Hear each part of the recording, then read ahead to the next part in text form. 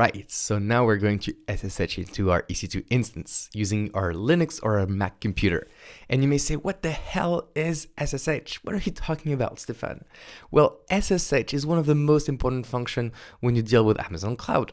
It basically allows you to control a remote machine or server all using your terminal or your command line. So how does that look like with a diagram? Well, we have our EC2 machine and we launched Amazon Linux 2 on it, and our machine has a public IP. Now we want to access that machine. And so for this, I don't know if you remember, but we have a security group, and on it, we allowed the port 22 of SSH. So what's going to happen is that our computer, so my laptop for you, for me, or whatever for you, then will access over the web through that port 22, it will access the EC2 machine. And basically our command line interface is going to be just as if we were inside that machine. So let's get started. Okay, so we are going to SSH into our instance. So remember that PEM file you've downloaded called ec2tutorial.pem. Please make sure to remove the space in it if you have a space. Even if you have a ppk file, please rename it and remove the space from it. So ec2tutorial.pem is removed for me. And then you go ahead and place it in a directory you like. So for me, I took my file and I pasted it and I placed it in a folder called AWS course, okay? So this is the first step to making sure you are ready. So next, what I'm going to do is that I am going to go in my EC2 instance overview page and find my first instance. So here we have my first instance and we're going to SSH into it. So we're going to open a remote terminal into it. And for this, I need to get the public IPv4 address so I can copy this and I will use it later. The other thing I need to do is to look at the security of my instance. So again, if you did everything with me, then your security groups have this rule in it called port 22, which is the SSH port, from anywhere by 0000/0. Okay, so if you have that rule, then you're good to go. If not, please click on the security group and add the missing rule. Next, I need to try to do an SSH. So first of all, you do SSH EC2 user at, and then the IP you have. So the reason we do SSH EC2 minus user is because the Amazon Linux 2 AMI has one user already set up for us, and that user is named EC2 user. Then we have at to say that we want to access that user on a specific server. And then we have the IP right here. This is the public IP of our EC2 instance. So we try this. So we do SSH, and then we're going to get a too many authentication failure. So that means that we don't authenticate into our EC2 instance. Well, that makes sense because we haven't specified the key that we downloaded from before yet, okay? You may get another kind of error, but right now this is the one I get. So for this, we need to reference the file we just downloaded called ec2tutorial.pem, okay, into our command. So make sure, again, there is no space. And then you need to make sure your terminal is exactly where your file is.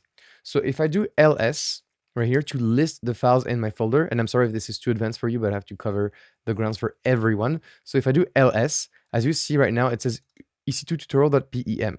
That's because I placed my command line in the correct directory on my computer. Okay, so for this, if you were not in the correct directory, for example, if I was one level up, so I do cd ... which puts me one level up, then I do ls, of course I don't see my ec2tutorial.pem, okay? So to do so, what you can do is just check where you are. So pwd is where you are. So I'm in users Stefan Merrick, and I know that I placed my folder AWS course within my home. So right under user Stefan Merrick, there is AWS course. So for this, then I know that I can do ls or ll just to confirm that my folder exists. As you can see right here is my AWS course folder. So this is good. So what I do is I will do cd and then AWS course, which now puts me in the directory of my AWS course. So if I do pwd, I am in the correct directory. And if I do ls, I can see my ec2tutorial.pem file.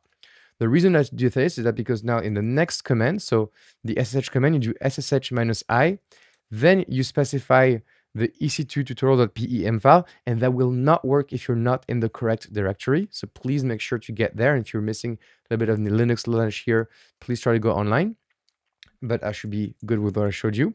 And then ec2 user at, and we reference the public IP of our instance. So this one right here, we reference it. Press enter. And now we get another kind of error, which is saying that we have an unprotected key file and we need to change the permissions for it. So for that reason, we'll have to enter another command. And that command is chmod, so chmod 0400. And then we pass in the file itself, so ec2 tutorial.pem. So I clear my screen, and then I'm going to try the exact same command as before. So let me press enter, and I am logged into my machine. So you may have seen a screen where they prompt you for yes, no to trust the instance as well. Just enter yes if you do get that screen.